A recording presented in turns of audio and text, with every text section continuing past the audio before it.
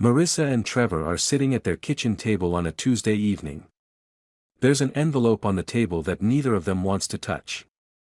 It's not a bill. It's from their mortgage servicer. The subject line reads, Annual Escrow Account Disclosure Statement.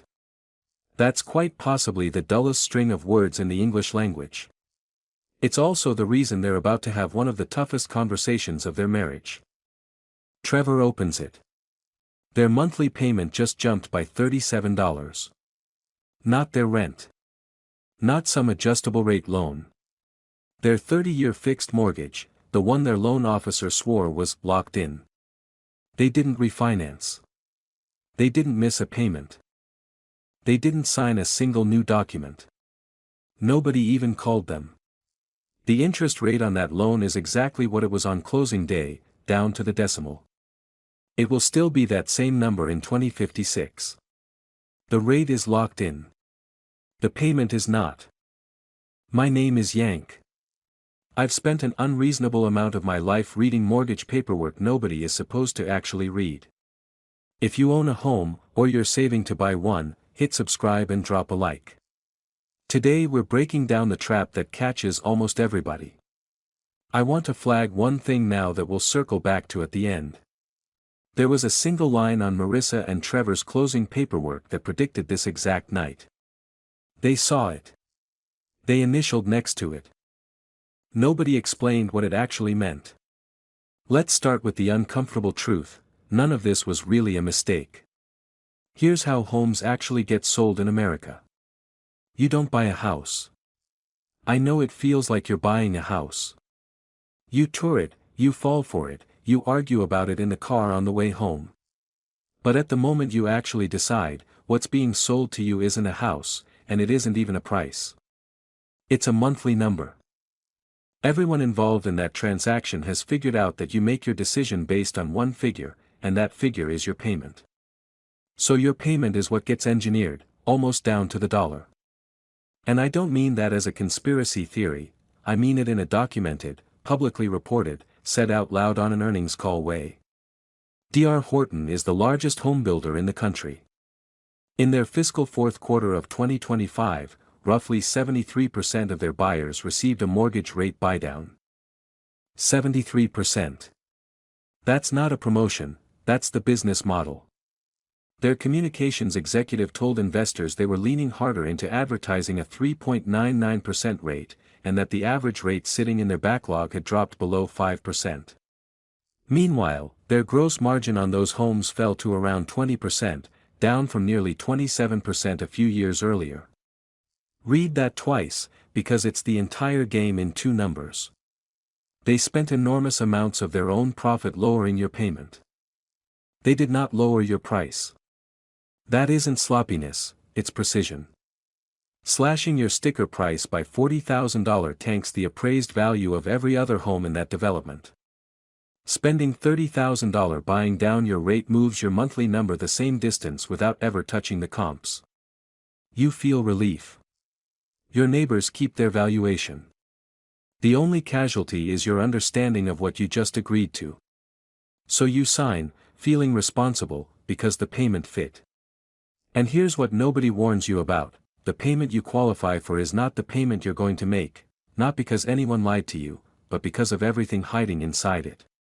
Let's put real numbers on Marissa and Trevor, and I want to be clear, these two did nothing you wouldn't have done. They're 40 and 38, with a combined household income of $94,400, right around the national median for first-time buyers.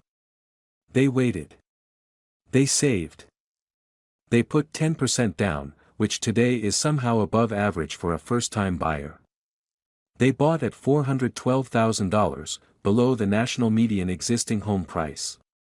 Put 10% down on that and you're handing over $41,200, leaving a loan of $370,800 at 6.66% on a 30-year fixed. Principal and interest land at $2,383 a month. That's the number they focused on. That's the number the calculator on the listing site shows you. And it's a real number, theirs will never change either. Now add everything that calculator quietly left out. Property taxes escrowed at $342 a month. Homeowners insurance at $198. And because they put down 10% instead of 20%, private mortgage insurance at $170, the fee you pay for the crime of not already being rich. It protects your lender. If you default, it pays your lender. You buy it. Congratulations. Add it all up, and the actual payment is $3,093 a month. Welcome to homeownership. Run their gross monthly income and you get about $7,867, so they're at 39% before a single other bill. But nobody spends gross income. After taxes, they're bringing home closer to $5,979 a month, which means the house is eating 52% of the money that actually lands in their account. They noticed. They adjusted, the way people do. They cut streaming subscriptions and started meal planning. Honestly, they were handling it. Then the letter arrived. Here's the mechanism, and I really want you to understand this one, because it isn't an accident, it happens to almost everybody. When you close, your servicer estimates your escrow using the taxes the previous owner was paying, based on an assessment from years earlier, a bit like budgeting your grocery bill off someone else's receipt. Then the county reassesses the property at the price you just very publicly paid for it.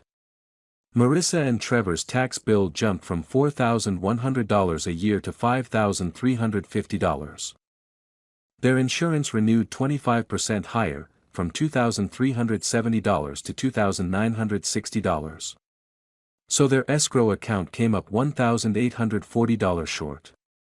And now the servicer does two things at once, which is the part that breaks people: it raises the ongoing monthly collection to the new, correct level, and it spreads the shortfall across the next 12 payments.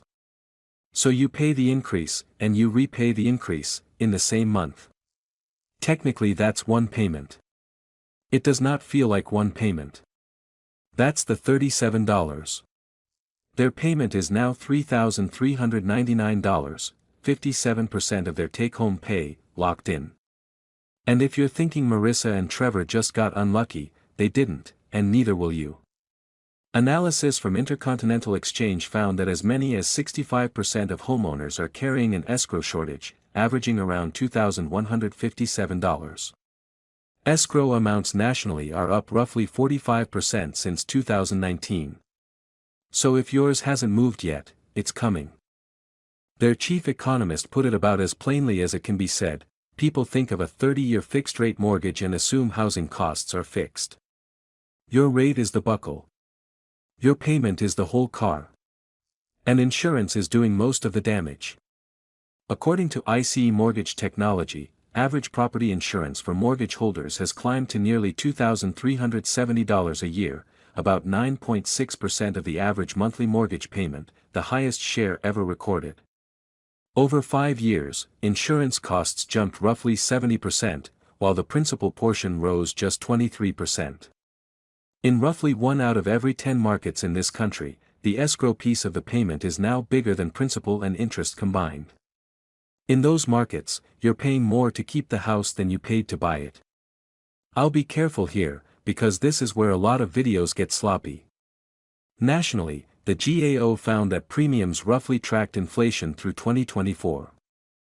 The catastrophe is concentrated: coastal Carolina, Texas, Florida, California, with some areas up more than 50% in real terms.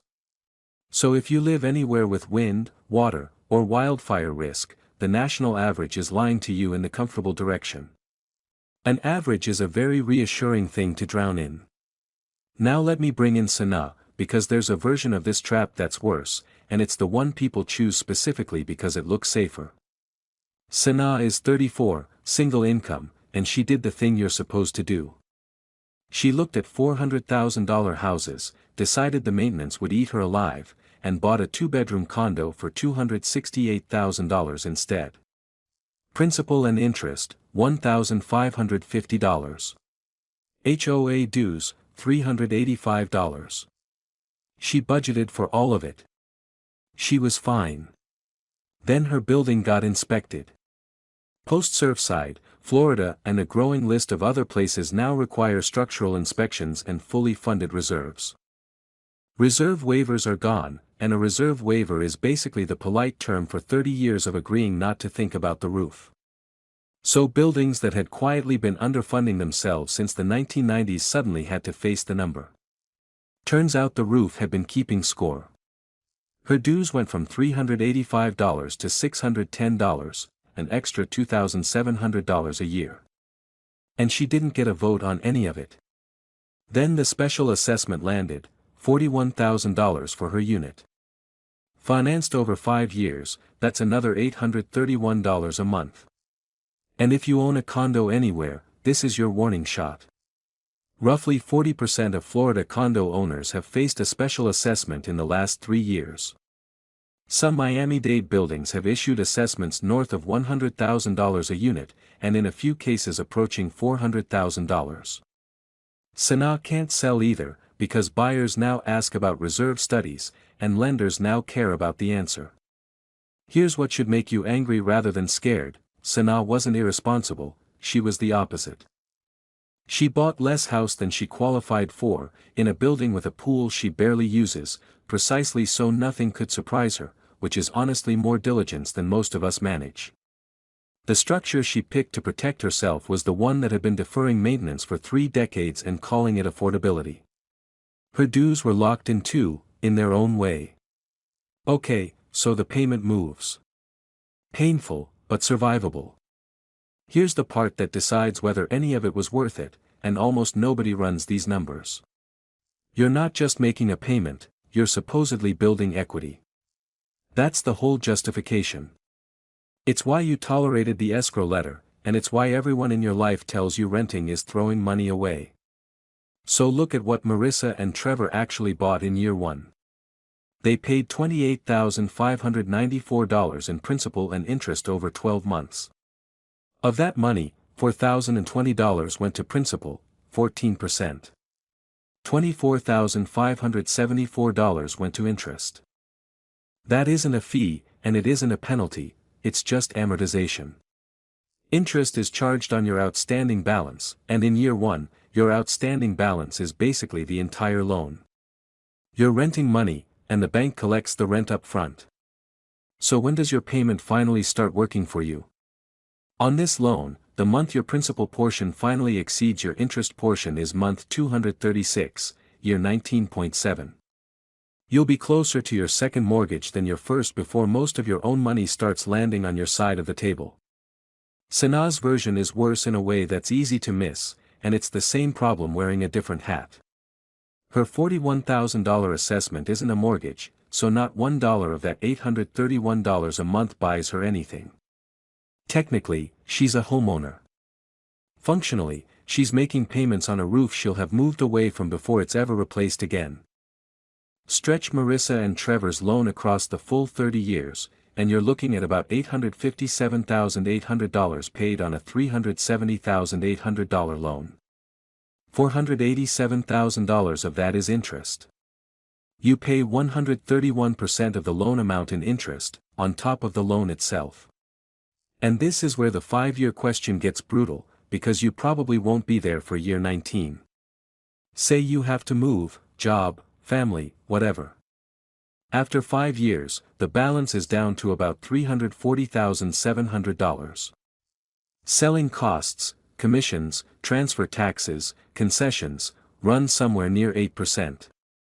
If your house appreciates 3% a year, you walk away with about $92,000, against $53,560 in down payment and closing costs.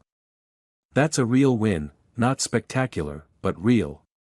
If it appreciates 0%, you walk away with about $301,300. You put in $53,560, 5 years of perfect on-time payments, and somehow end up with a $22,000 participation trophy. And 0 isn't a fantasy you can dismiss. Intercontinental Exchange reported negative equity rising to about 2.2% of mortgages, roughly 1.24 million homes, up 21% year over year, concentrated almost entirely among recent buyers in Cape Coral, Florida. Something like 70% of the 2023 and 2024 FHA vintage is underwater. So let's go back to that line on the closing paperwork, and honestly, this is the part that annoys me most. On page 2 of the loan estimate, and again on the closing disclosure, there's a box labeled Estimated Taxes, Insurance, and Assessments.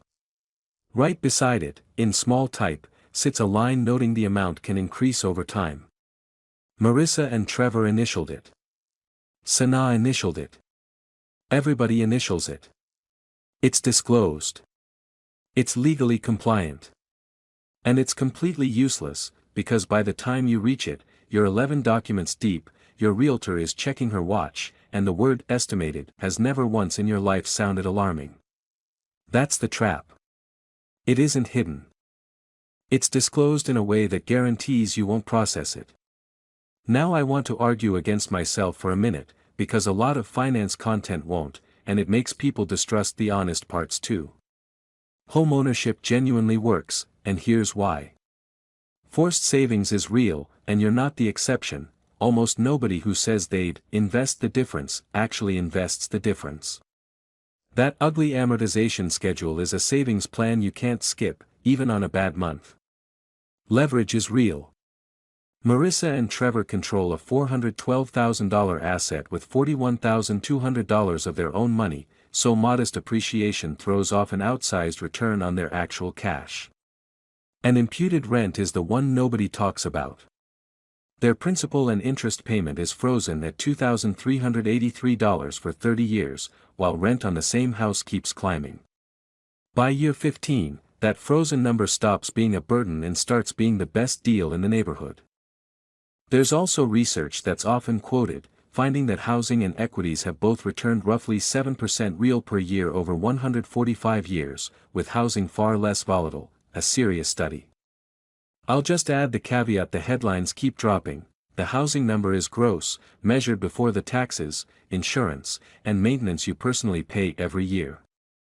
So sure, housing isn't a bad asset. It's a good asset with a very expensive habit. The thing that decides it for you, as best I can tell, is time. Under 5 years, transaction costs and front-loaded interest make it genuinely hard to win.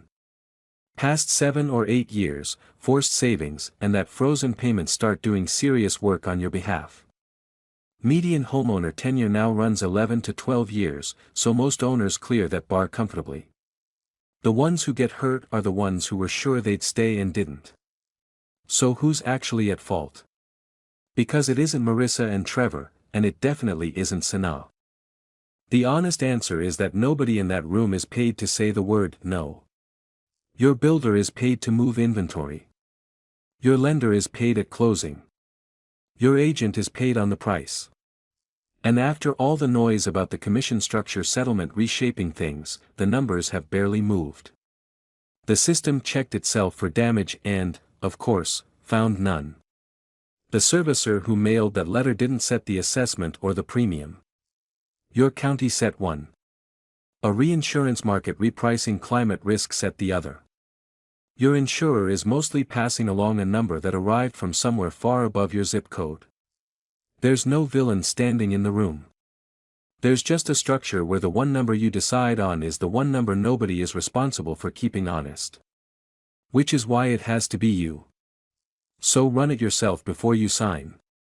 Take the tax assessment and recalculate it at your purchase price, not the previous owner's. Get a real insurance quote instead of a placeholder, and ask what it did at the last renewal. If it's a condo, read the reserve study, and if there isn't one, that's your answer right there.